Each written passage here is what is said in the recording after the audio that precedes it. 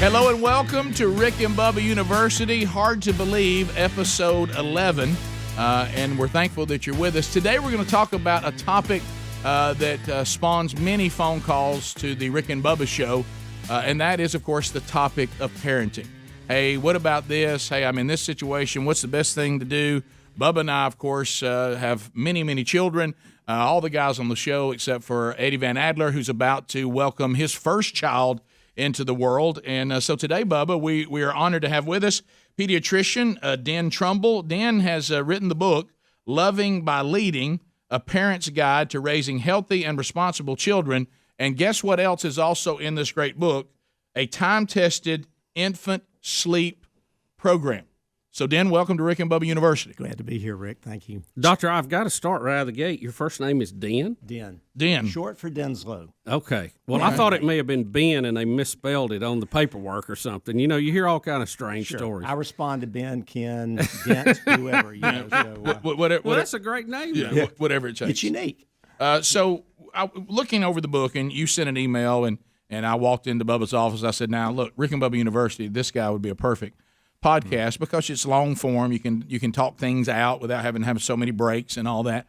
So why would you take on this task of writing a book, which isn't easy, going through the whole publishing process, and then you're taking on a topic, let's face it, parenting has changed dramatically. I'm not so sure for the better. Mm-hmm. I think there's a lot of confusion about that. And one of the things that you take on right out of the gate, and that is to be careful, because sometimes you can, have all the best intentions, but we see it a lot, and if you've ever been around it, you've experienced it, a lot of child-centered homes, meaning the child is in control. Exactly. And you take that topic on straightforward.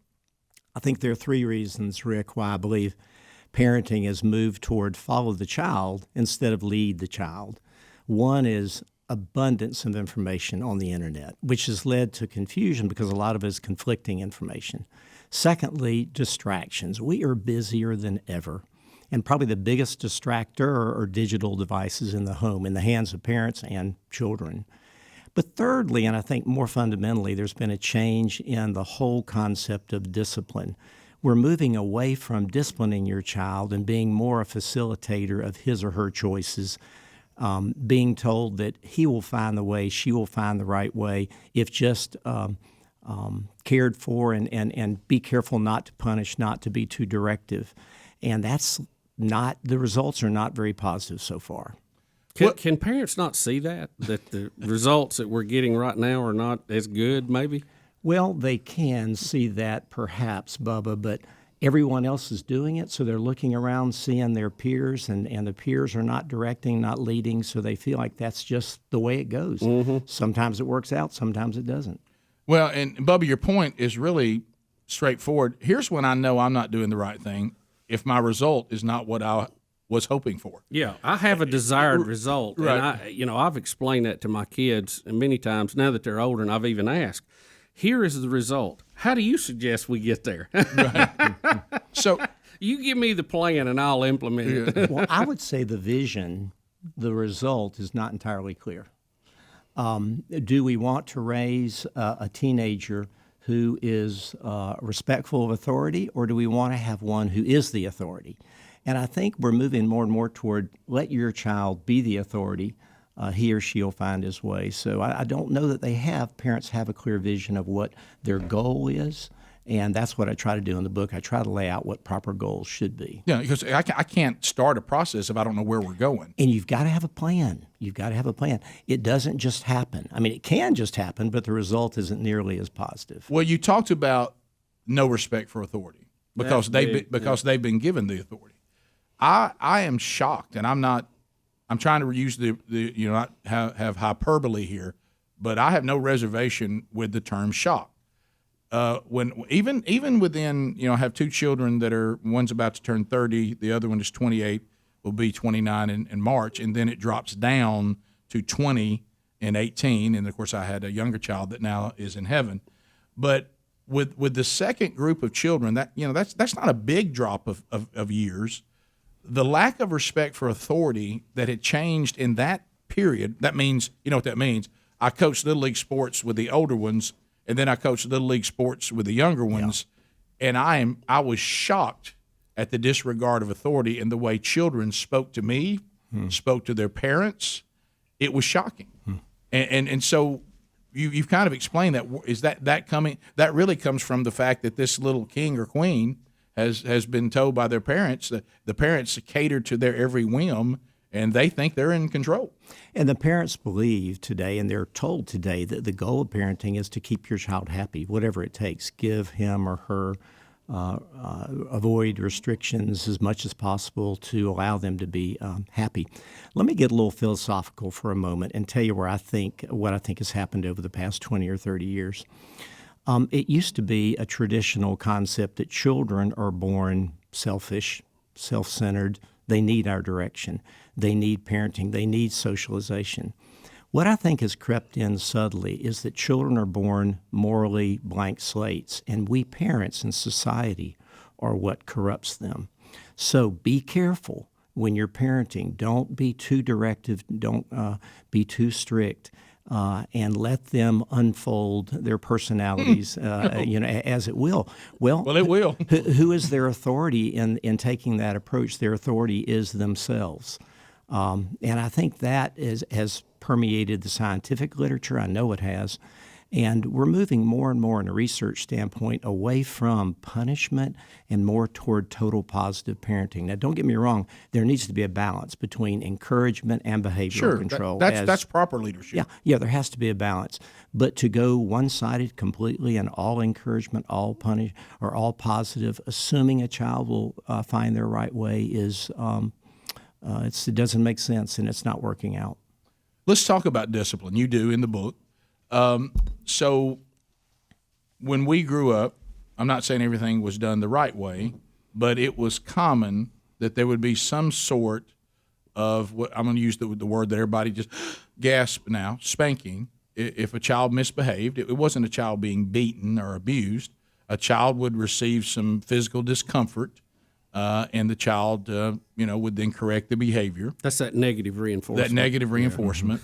And but a lot of parents today, that's been so demonized that they want nothing to do with it. There also some are afraid if this happens in public, because my mother, I know Bubba, your mother, father, they would do it in public if I chose that location to misbehave.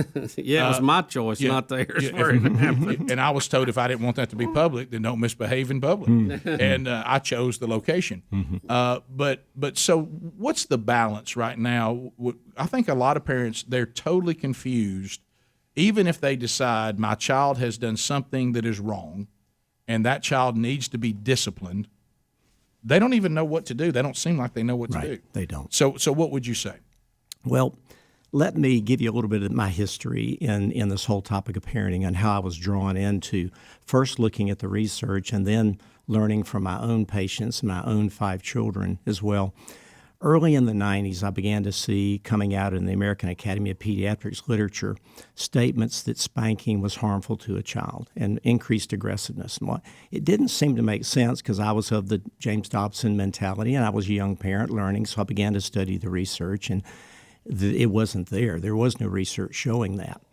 I began to write. I was drawn into a debate. The AAP invited me actually out to San Diego to give a presentation on spanking.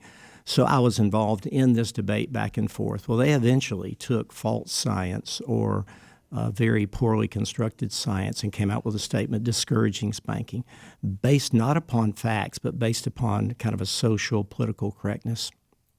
Well, the fact is today spanking has definitely fallen out of favor. In the 30 years I've practiced, I even find myself a little hesitant to even bring it up.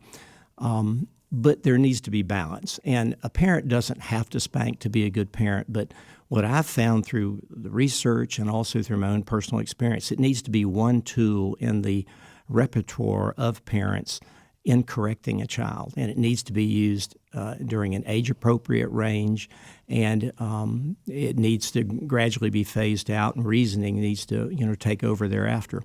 So, contrary to what you're seeing in the literature today and in the media, spanking can be a useful tool.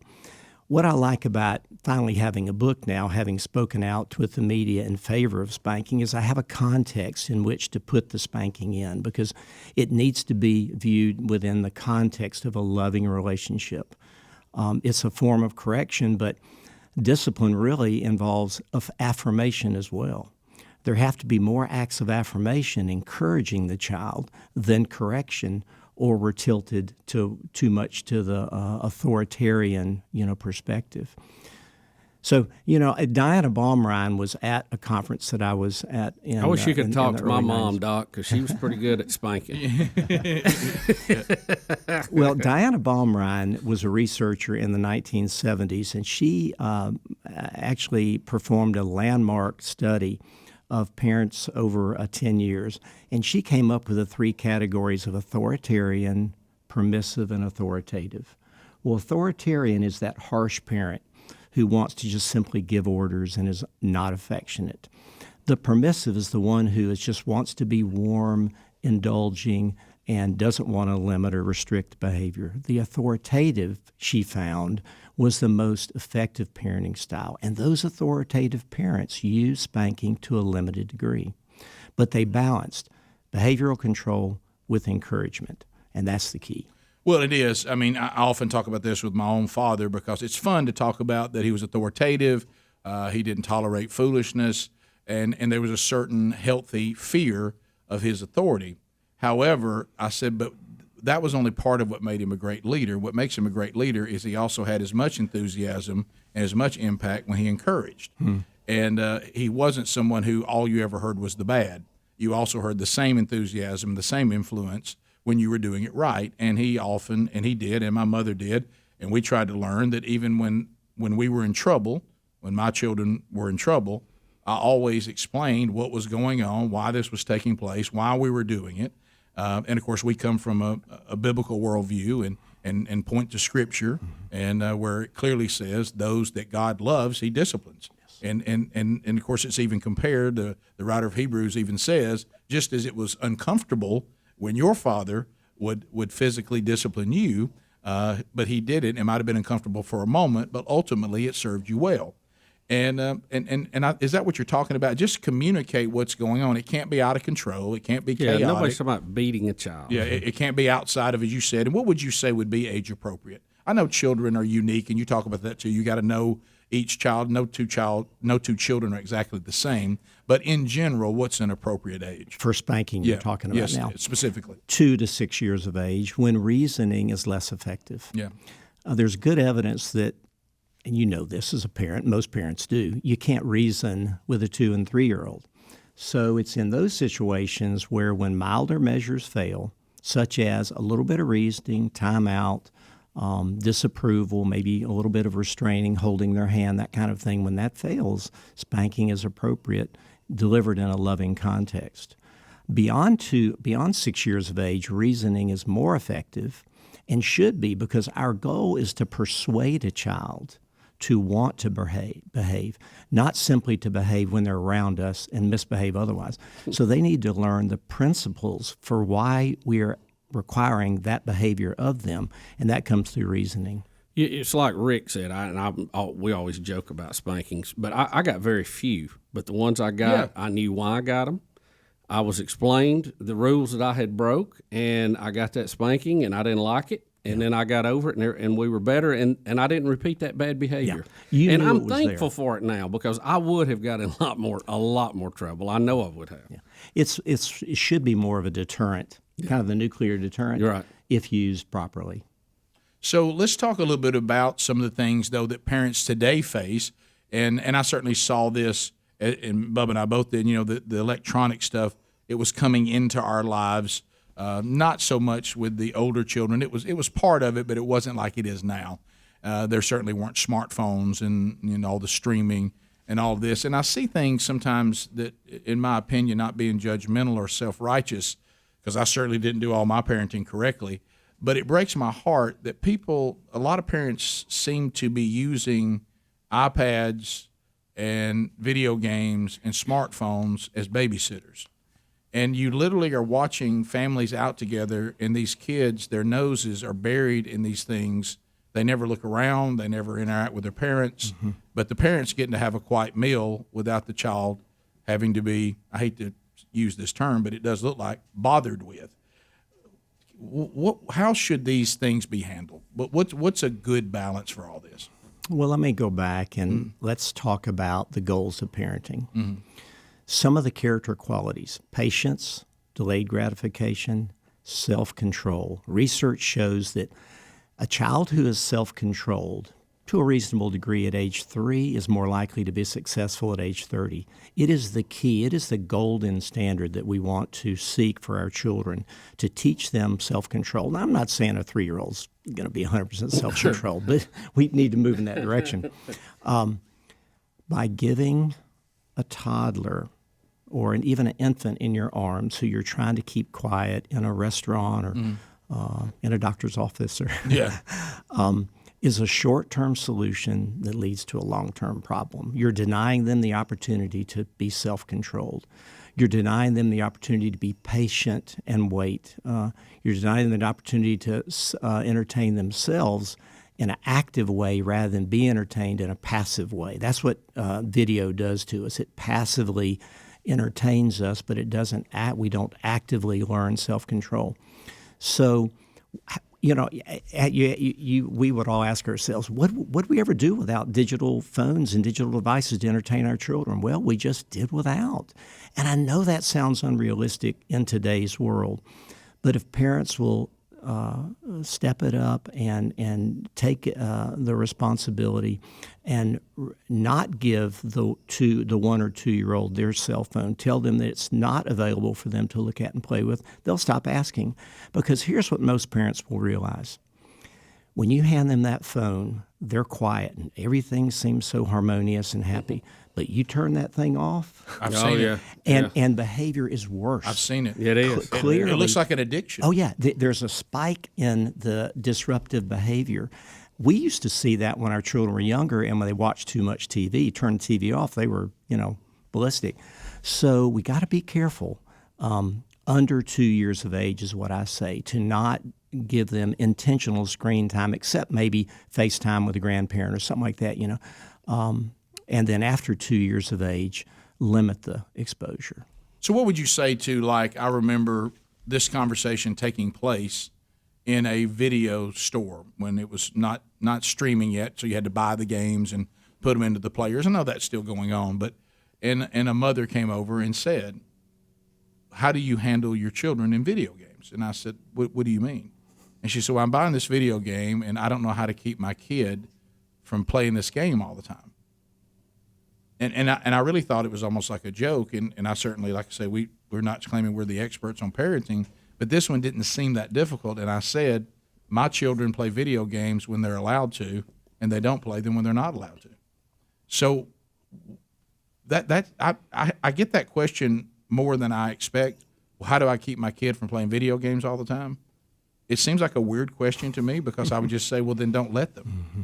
But as you said, if you've let them do it long enough, if you don't let them, they have a complete come apart. It is addictive. And I think some parents aren't willing to weather that storm. Let me ask you this too: are the digital toys and things that we look at, are they in a class of their own? And the reason I say that, I had this discussion with an older relative once upon a time, and they were like, "Well, it's just the thing today." And I said, "Well, what do you mean?" And they referred to what you did. They said, growing up, it was TV. We thought TV was making everybody bad. And then he said, if you talk to my dad, it was books. They wanted you to work. And when you stop working to read a book, which is kind of like, well, you need to read a book. That's the gold standard. That's the best thing for you. They considered that bad because you're not working. You're goofing off. You're reading. So is it just the thing of the time, or does it have its own problems? I have heard that argument, Bubba, and we may look back and say, we were crying fire and there was really nothing there. Brain development is affected by digital stimulation negatively. More than so TV? Or do you consider that part of it? I wouldn't say more than, all right, so here's my first response. With the mobility, portability of the video, we're intoxicated with it. So it never leaves. It never leaves. Number one. Number two is now interactive. You can interact. You can watch video games on your phone, on your tablet, on the go all the time. So I think the volume or quantity of it is negative. But book reading back in the day, that is healthy for the developing mind. Yeah, it may have taken them away from work. It may have distracted them.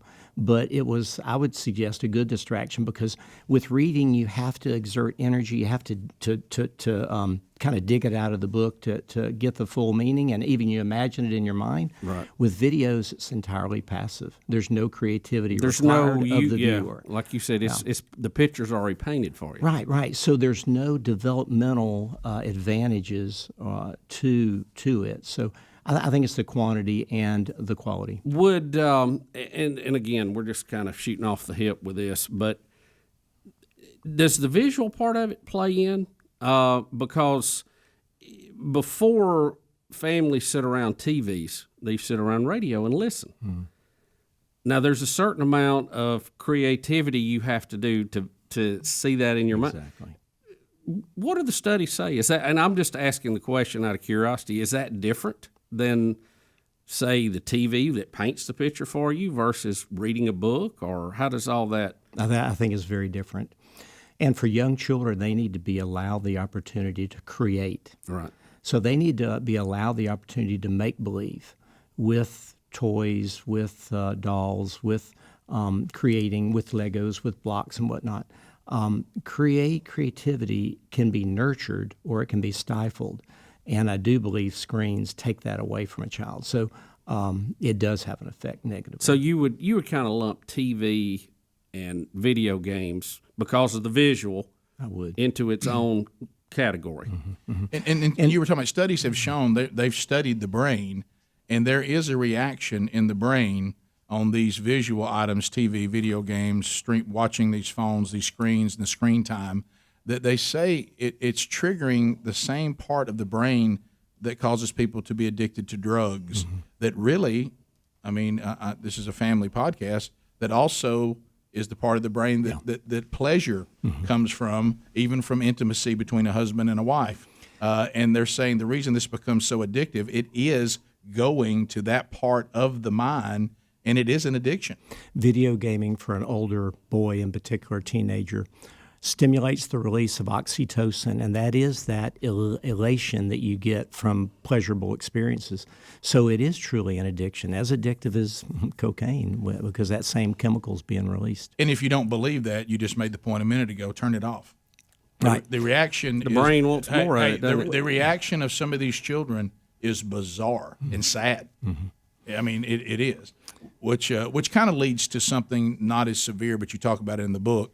A lot of times new parents, and I remember this, it's one thing to see people parent, and it's another thing to actually parent. Yeah. And I'm glad. You got all the answers when you're watching. When I saw your It's bio. like armchair quarterback. Yeah. Isn't it? Well, when I saw your bio, I was so thankful that you had 5 children. These people that have tried to teach us parenting before that didn't have any children, I'm not sure they know that much about it. But anyway, And who's this Dr. Spot guy that got everybody messed up? Exactly. You're on the front lines. You've actually parented several children. With my first child, I said, I'm going to write a book. Right. This is easy. Second child, put it on the shelf. 15 years later, picked it back up, continued writing. Yeah, did you need to go back and read the book? with the Yeah, second that's one? right. Yeah. Did I write that? Experience is the best teacher, especially in parenting. And I don't claim to have all the answers, but my children have taught me a lot. No, so let's get to tantrums, and you talk about that in the book. I remember that was the first time that I really felt helpless. The first time, what I always tell everybody, if they've got a 2-year-old, I look at them, I say, know that I've done this 5 times, 5 2-year-olds. And they just like, oh my goodness. So something happens at 2, and that's when they start trying to run the entire kingdom.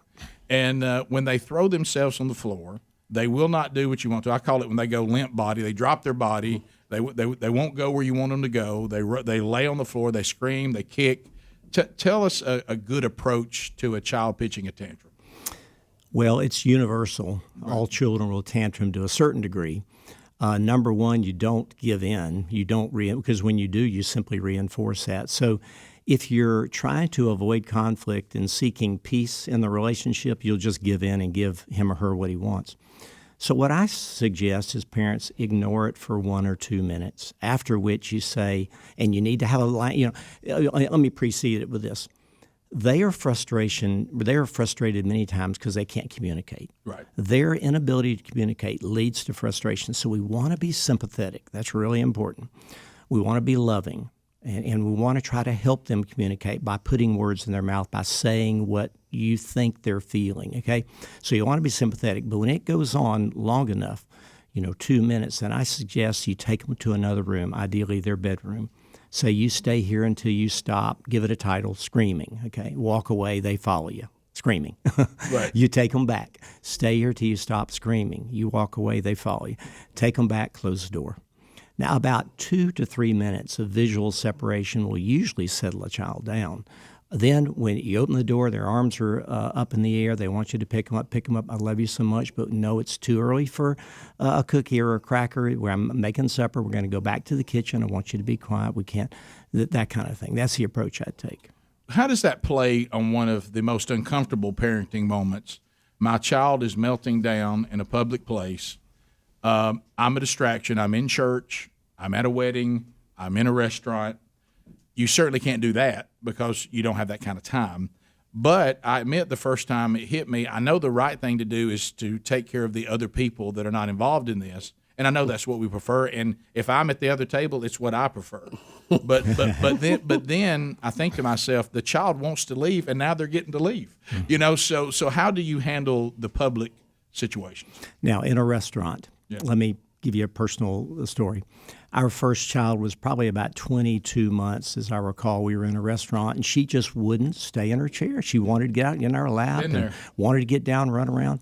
And we got home. My wife said, gosh, honey, could it be that we don't require that at home of her? Could that be why she wants to do that? And bang, a light bulb went on.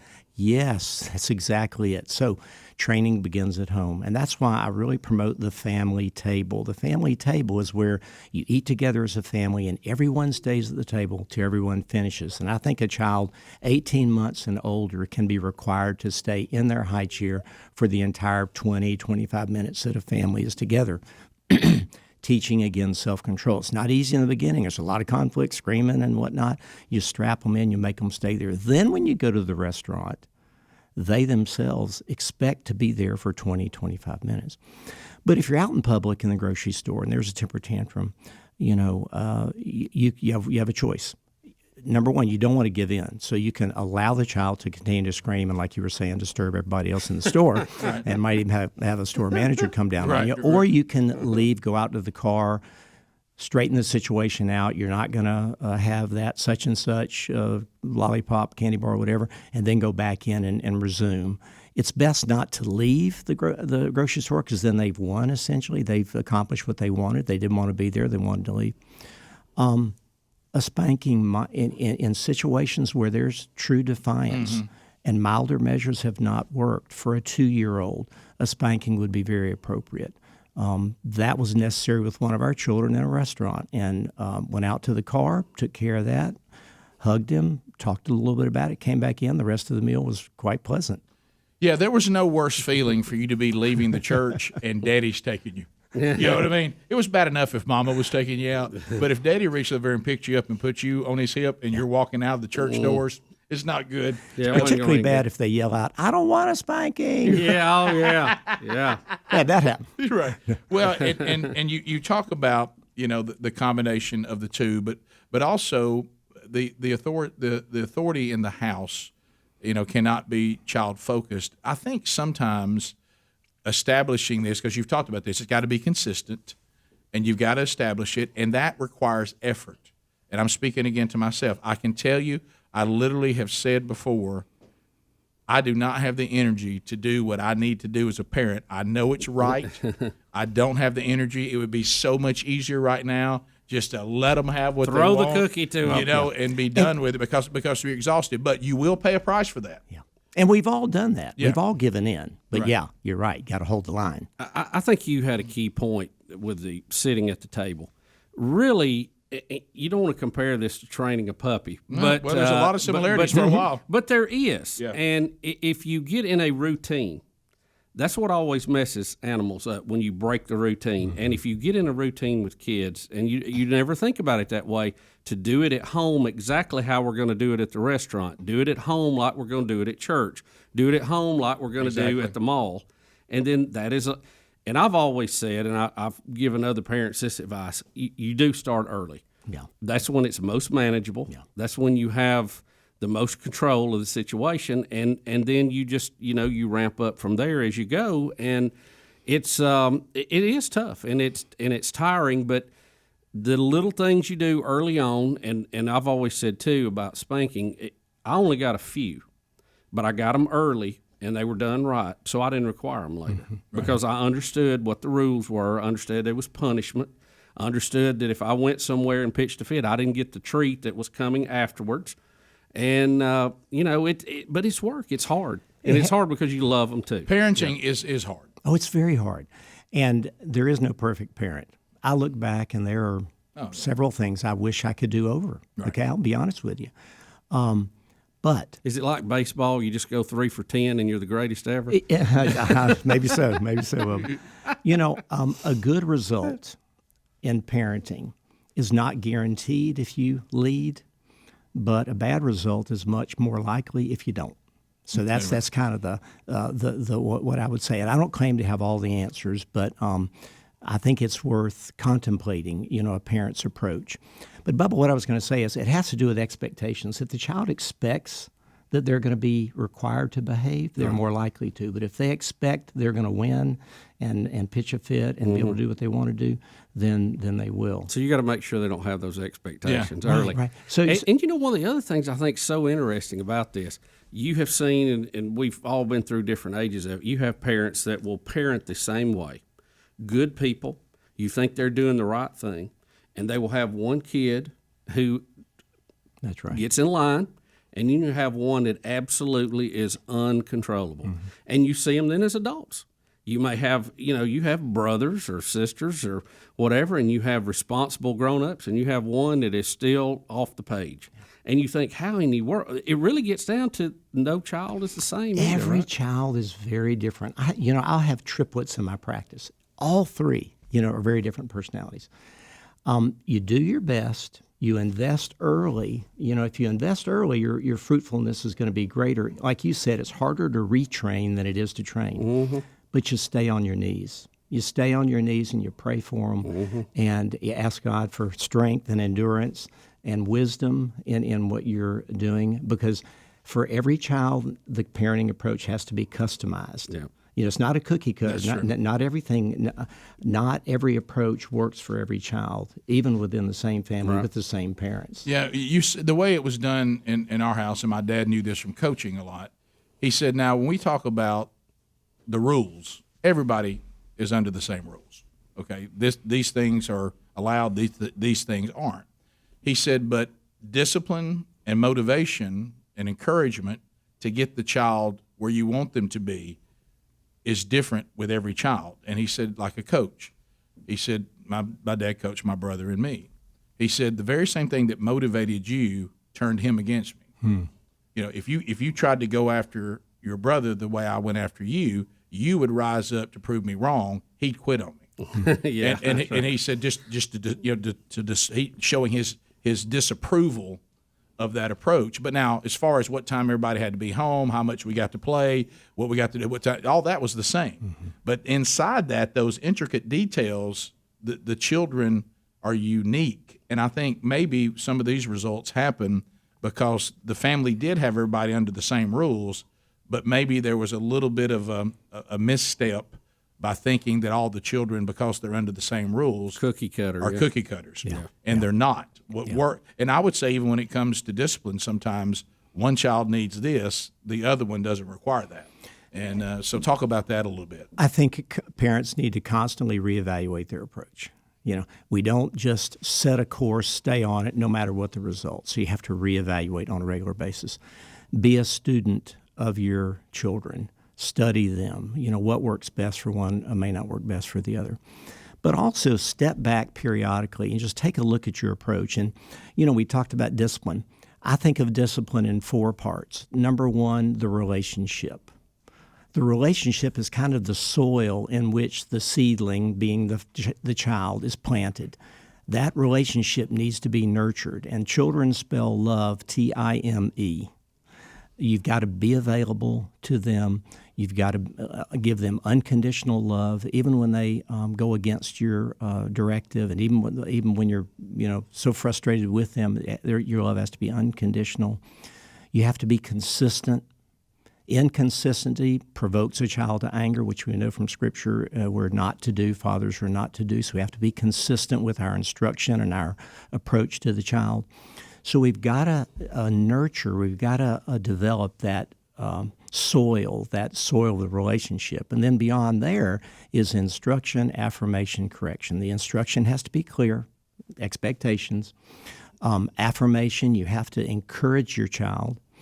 In that parenting style where you have demandingness and responsiveness, the authoritative approach that Baumrind talked about. Demandingness is having high expectations for your child, not low expectations, and controlling their behavior in a reasonable way, but at the same time loving them. So there has to be a balance. So you need to affirm your child, and then finally you need to correct. So oftentimes we put correction at the top. But we got to think about instruction, the relationship, instruction, affirmation, then correction. No, you're right. And I've seen this in children, and I know you have too, Bubba. When you get into a coaching situation, you really see that it's true. You can see the children that the parents don't discipline. And when you say, well, let me tell you, as long as you're on this team, here's how it goes.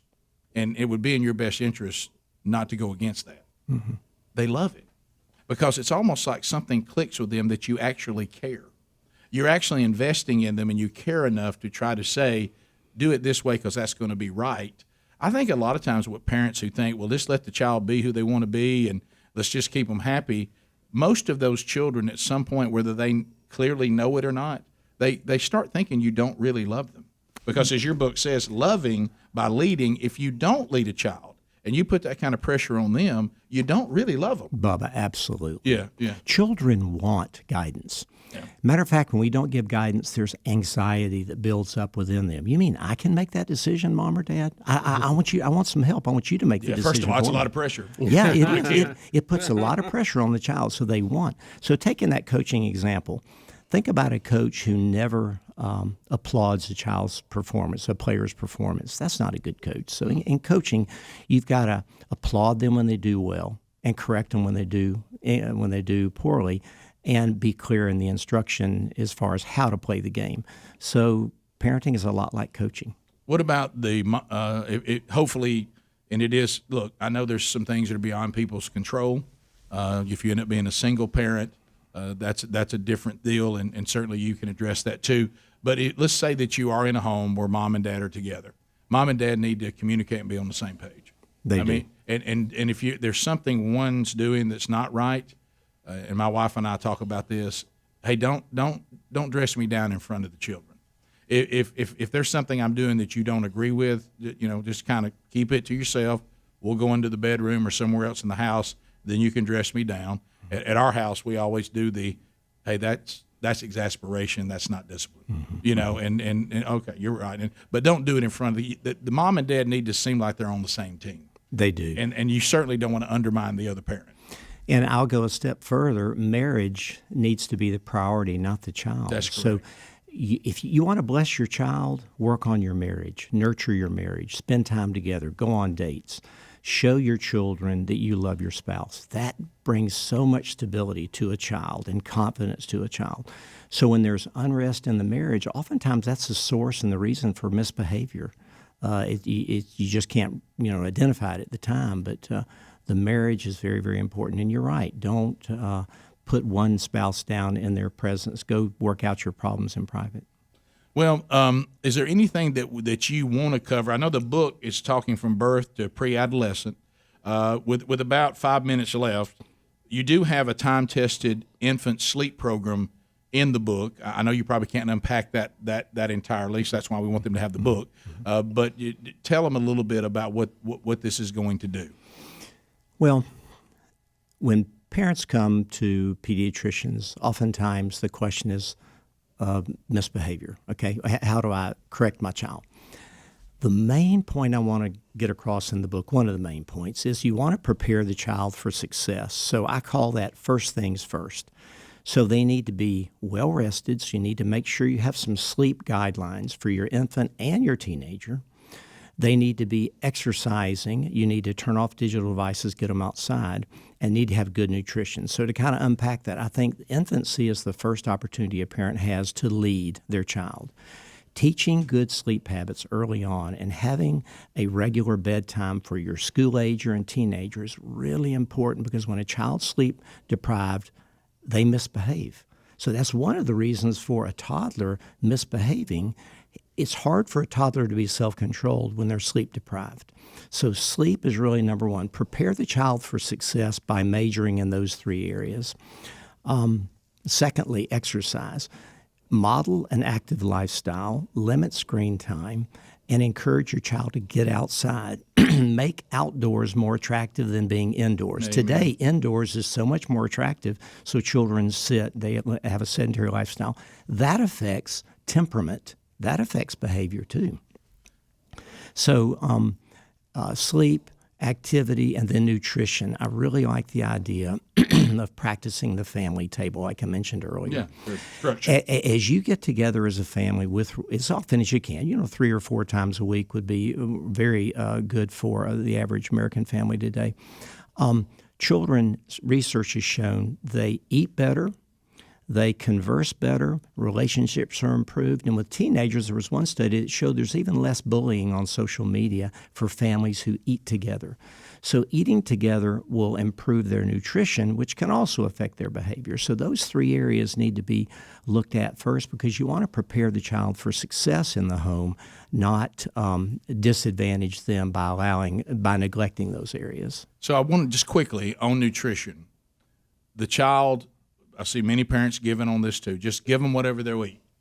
And how do you handle the child that you're trying to give a balanced diet to that says, I'm not eating that? Okay, listen to this. I tell my parents, it's not a parent's responsibility to get their child to eat. It's not a parent's responsibility to get your child to eat. It's only to offer healthy foods and have a standard way you do that. He or she will never starve themselves. See, that's the fear. The fear is, well, number one, it's conflict avoidance. I'll go ahead and give him what he wants. I don't want to get into this right now. But secondly, but he's not eating anything. And typically, if you take a look at the situation, there's too many snacks, too much juice drinking, and then when they get to the table, they're not very hungry. So you need to set in place good structure, offer good food, and let the consequences go from there. If a child sits through a 20-minute meal and doesn't eat, it really is okay for them to go on to sleep and go on to bed, because they're going to wake up hungry, and that's your next opportunity in the morning to give them something healthy to eat. A 2- and 3-year-old, they will have finicky appetites. There will be times when they don't want to eat much, other times when they eat a lot, but your responsibility is not to get them to eat. It's only to offer healthy foods. So really, they can't eat things that are never in the house. That's true. And so they'll eat what's there. Because they can't drive. They'll eat what's there. You know what? That actually happens as an adult. Hey, Rick, if you want to stop eading these things, don't put them in your house. Well, thank you for the time. The book is called Loving by Leading. You can certainly get it anywhere books are sold. The website is lovingbyleading.com. And there's so much more in here. All we did was kind of hit the high points today, including that infant sleep program. No way we could unpack that here on the podcast, but it is here. And I will tell you that if you can get that right, that is a great foundational beginning for your marriage and for the child. Absolutely. Yeah. So thank you, Dan, for being with us, and thank you for writing this book. And I'm thanking you, and I know, Bubba, you agree because we talk about it. I'm telling you, this topic comes up on the show all the time. This is a return to what has always worked. It is. And we've gotten away from it. Yeah. And under some of it, I believe, is best intentions. Some of it, sadly, I believe that some people like the idea of having kids more than actually parenting because they see it on Instagram or something. But it does take a lot of work, but it's worth it. It pays. And these are time-tested principles that come from the Word of God that have always worked. And I thank you for taking time to put it together. Thank you, Doc. Yeah, thank you very much. Rick and Bubba. And thanks to all of you for joining us on this edition of Rick and Bubba University.